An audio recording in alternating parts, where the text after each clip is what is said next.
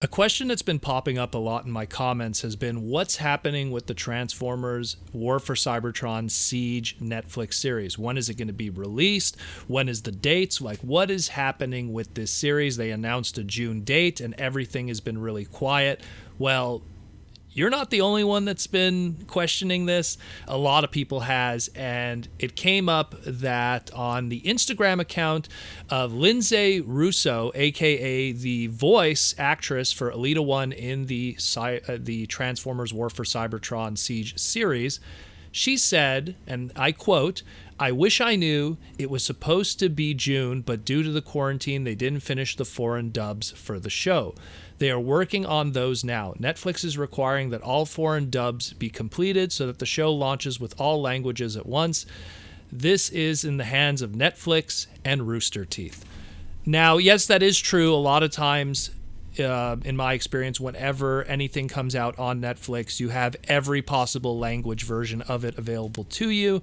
And I guess that's just part of how Netflix contract works with third-party series that are brought in that are being in development specifically for Netflix. They go, well, it has to be available in all languages. I guess it's just it helps move their subscription sales and stuff. Now, here's the thing.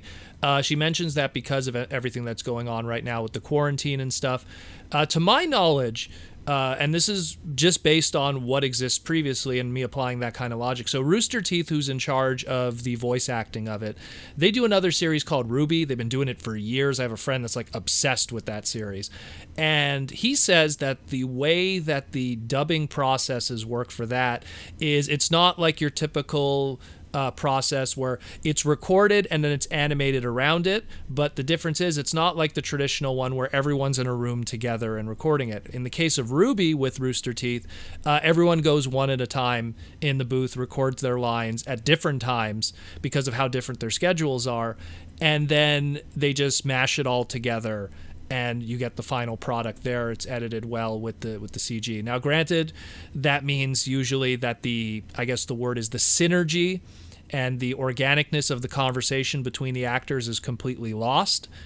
And I mean, that is a shame. And assuming that the Siege series on Netflix is the same kind of process as Ruby, which I can't imagine it wouldn't be, Rooster Teeth really just have the one studio. It pretty much means that that's probably the same process here.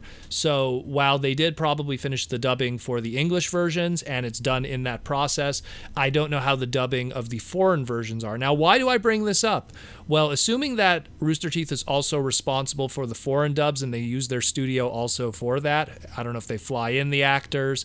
I don't know if the dubbing is done in a studio in their own country where it's recorded and then it's sent over digitally. I really hope it's not where they fly in the actors, because that would be impossible with this quarantine. Assuming that it's dubbed in their own studios, then who knows? Depending on how they do things, if they don't have to get together for the dubbing process, which again, with a dubbing process, especially an after dubbing process, stuff that's seen in anime and a lot of other things, you don't need to have all the people in once. You could just bring in the one person. They have to lip sync their lines to the pre-existing audio, to the pre-existing animation track, and you're off to the races with editing. So let's just hope that this is all done quickly, and hopefully we'll be able to finally see what all the hype is about. Although, again, by her mentioning that Rooster Teeth is the ones in charge of the dubbing process, that does mean that we're going to have people that are recording lines where they're not playing off of somebody. And I know that that's a big deal for a lot of people because, like, to give an example, animated, it's a room. You know, it's a bunch of people in a room playing off of each other. Even Transformers Cyberverse was the case, where it's a room of people playing off of each other. And the best example of it would be Generation 1 and, of course, Beast Wars. When you have people with you in the recording room and you're recording your lines and you can play off of each other when you read those lines, it leads to a more organic acting experience.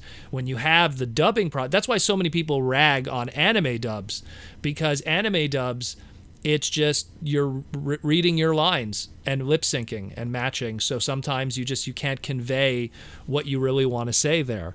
So that's always a big issue. But at the end of the day, let's just hope that this turns out well. I really hope it turns out well. Again, I wasn't a big fan overall of the machinima stuff. It got kind of good at the end with the Power of the Prime stuff, but it still was, it was hit or miss really in some areas, and I really was expecting more, I guess, from a return to form with Transformers from a Generation 1 standpoint. Let's hope something here.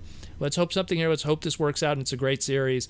But it looks like we have to wait for the time being. There's no new release date mentioned right now, but when the news breaks, you damn well sure we're going to talk about it here on Transformers Slag.